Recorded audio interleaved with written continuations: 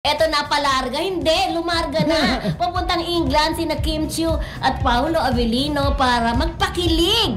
'Di ba? Pero agad na inintriga ng netizens ang dalawa na tila may tampuhan daw dahil hindi magkasabay sa magkasabay bumiyahe. Recently lang ay may uploaded photos pa na magkasama ang dalawa. So ano ba ito? May tampuhan ba? Tama ba ito? Chismis lang. O nagpapamiss lang sa isa't isa? Hindi naman natin sinasabing may tampuhan.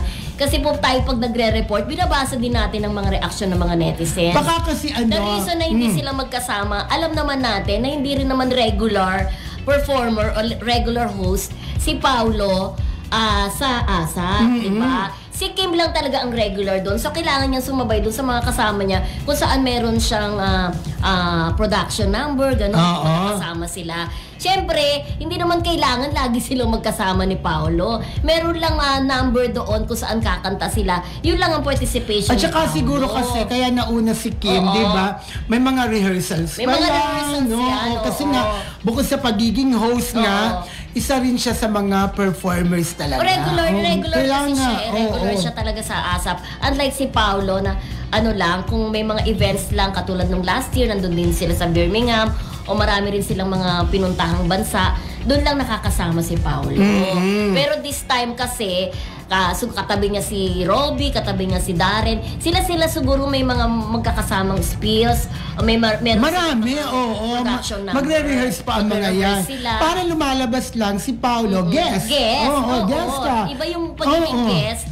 Pero, di ba, pagka meron naman silang mga out of town, out of the country, di ba, sila naman dalawa magkasama palagi, like yung sa Cebu, lagi silang magkasama.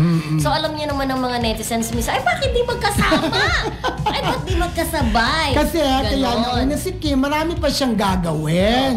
Marami pa nga asikusin bilang performer at saka regular host ng ASAP. Correct. Diba? Ayan, siguro nasagot na yung Joji, ha? Ang ating siyempre by batches yan. Alam naman namin na management decision yan. By batch yan. Ang pagpunta talaga, depende rin kasi sa mga schedule ng artista, di ba? Kung an araw sila available o yung iba, pangalawang araw na nakapunta doon dahil siguro meron silang commitment, mga ganon. So, aabangan po natin, ha? Balita namin ay talagang sold out na ang mga tickets dyan sa Birmingham. Diba? And for sure, pagkakaguluhan na naman ng Kim Pao dyan sa England. At sa pagkakaalam ko, dalawang love team lang ang nandyan. Ang Don Bell, ni Donnie Pangilinan, tsaka ni Bel Mariano na nakikita na natin sa mga video sa social media, at saka ang Kim Pao na talagang very in demand.